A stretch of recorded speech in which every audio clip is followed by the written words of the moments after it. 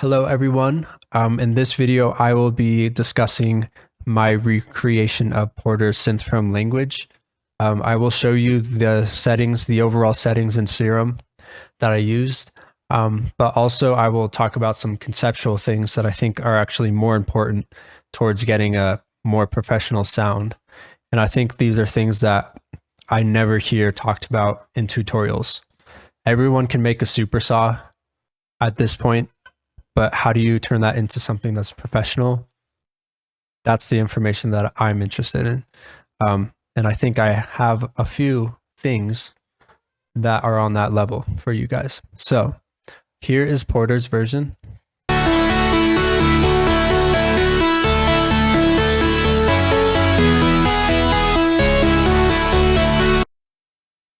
And here is my recreation.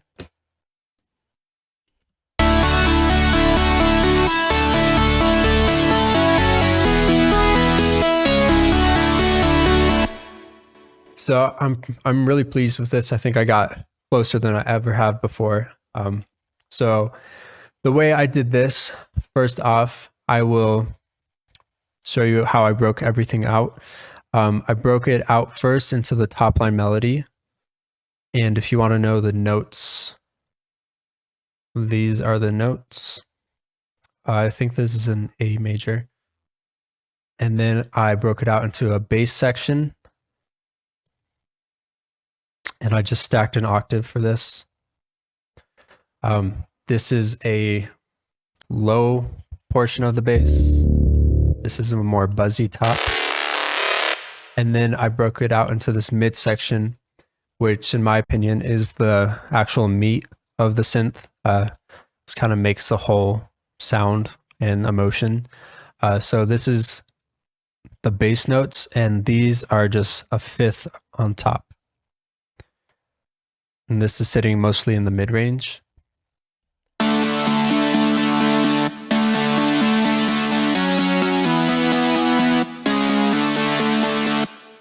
And then I also layered just a touch of white noise on top because that's what it sounded like was in Porter's. He left a little break here to kind of emphasize the ending of the phrase. So first off, I will go through the Serum settings for each of these real quick. And then we can get into the more referencing type, more professional audio tips. So these are all going to be distorted saws or some variation of, and then distortion in a particular manner. So I also added some noise on this one, level 9%, pitch 68%, and then I put an envelope 2 on the level. So this was to more emphasize the attack of each note, just so the note could stick out of the synth stack a little bit better. And also it didn't sound like the white noise was constant throughout. So I used one oscillator saw wave, detune 0.03, 7 voices is what felt right for this particular top line sound. And then I also layered an octave below another saw, 2 voices, 0.01 detune. Not very loud. I just felt like there needed to be a little bit of extra weight. One of the issues I ran into was getting the fundamentals of each different section to pop out properly, because they're very important in this chord progression synth thingy. Distortion is what makes this section come alive. And distortion is something that's hard to dial in. You have to get the right balance of crunch and like sizzle and buzz to actually hearing the harmonics properly. So for this sound, felt like drive 17%, mix 42% was the proper amount. Solo that real quick.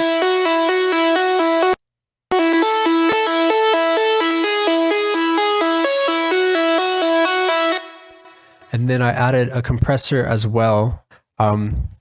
This was to just subtly emphasize the attack of each note. Again, so they would pop out in the mix. It also felt like there was a little bit of a pop on each note in Porter's version.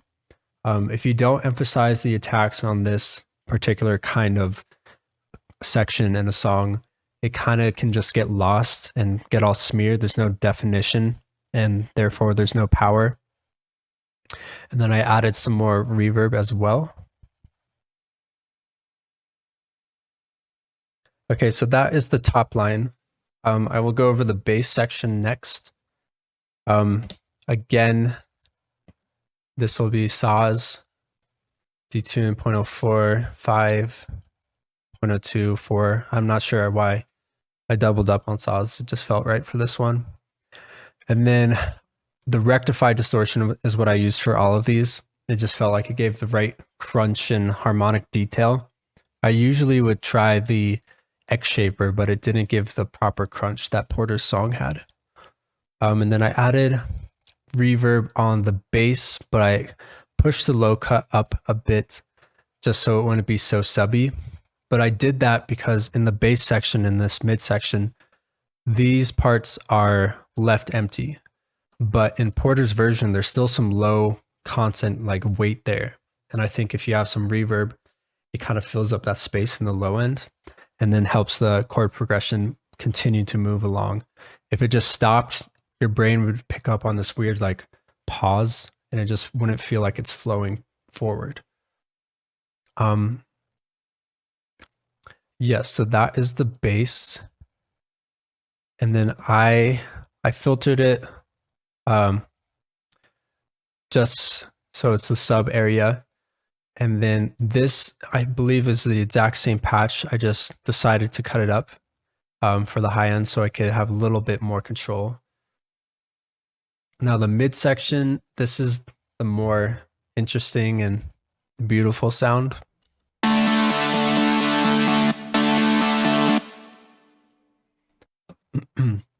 So again, saw waves, this one needed to be detuned a little bit more. It needed a softer sound, not as uniform and kind of buzzy, but more spread out. And I did the same trick of the noise with an envelope, so it's emphasizing the attacks and not always present. And then I added this higher octave grown 1 wavetable, detune 0.06 with 8 voices. I just felt like there needed to be a little bit of a high layer. It's not doing that much.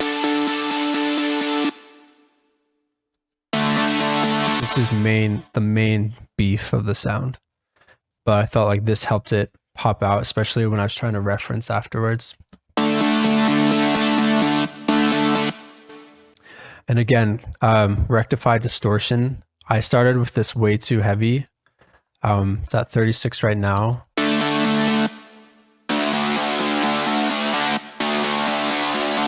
So that is way too much. You want it to be distorted, but also kind of not like it broken. You want distortion, but not brokenness, for this sound at least. And then reverb as well, again, to fill out that space. Here's the drive amount for that. Yeah, and then just cut the lows on this one. And then the white noise is an operator.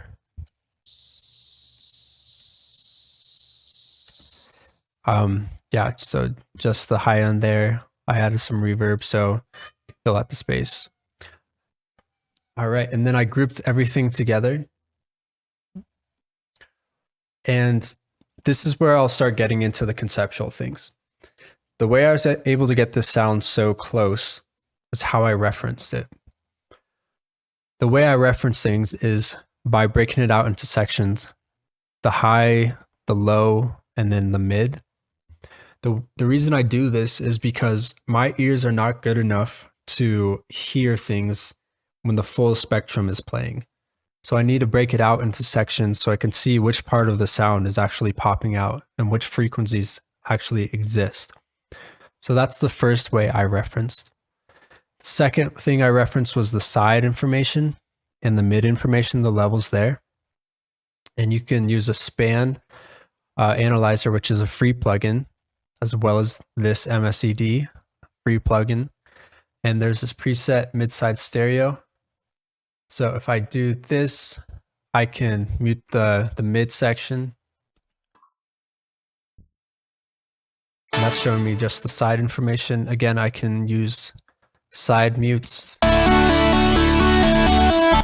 that is the mid information. So that is how I reference the sides and mid levels. And then the EQ trick is how I reference overall levels and which parts of the sound I needed to emphasize. This helped me to figure out that the mids needed to be higher up than I thought they were, and a bunch of other things. So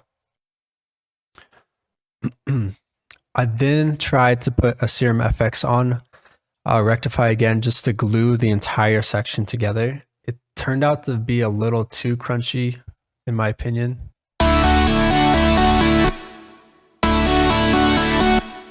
So I left that off. And then again, these EQs, mid-side EQ, are results from that process I just discussed. I added Valhalla Vintage Verb on just for some more space. Sorry if you can hear my cat like screaming in the background, but okay. So these EQs, I'm cutting out resonances here because it's way too buzzy in the high end. And this is a dynamic EQ. It's just controlling the fundamentals of part of the sounds. A lot of the sounds kind of build up in this area. It's kind of where the melody fundamental, the mid fundamental is also sitting around there. So I needed presence there, but I needed control.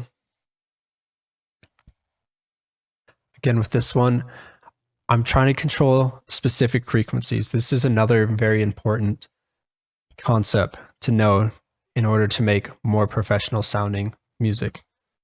When you have detuned anything, there's going to be phase cancellation, which means some harmonics are going to pop up and pop down at certain points.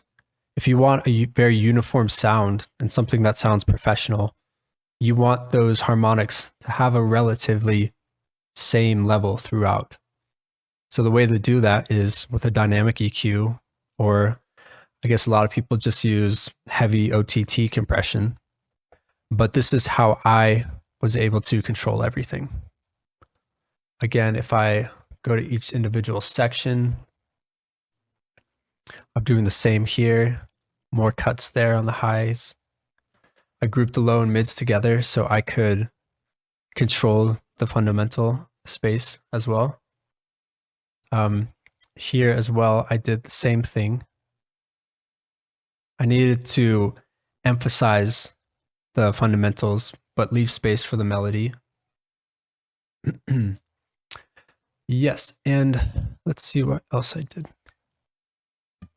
Believe right here. Let's see. I think that's pretty much it. Okay. So after that, I compressed. This would be like the third concept I want to get through. You want the sound to sound like it's one uniform sound. So I compressed it and then I limited it. And I referenced the LUFS level from Porter's song, and his was hitting around -7.7. So I just matched that.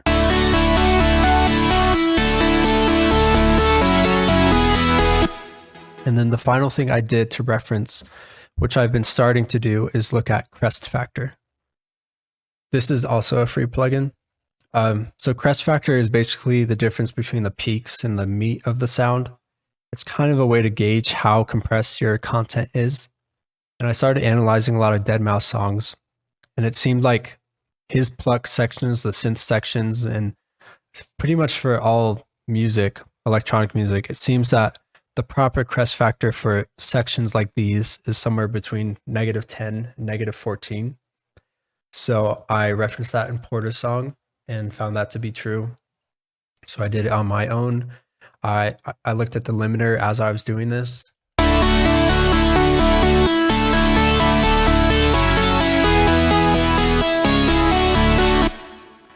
And did this earlier, but if I resample this, you'll see that the waveform looks as compressed as Porter's.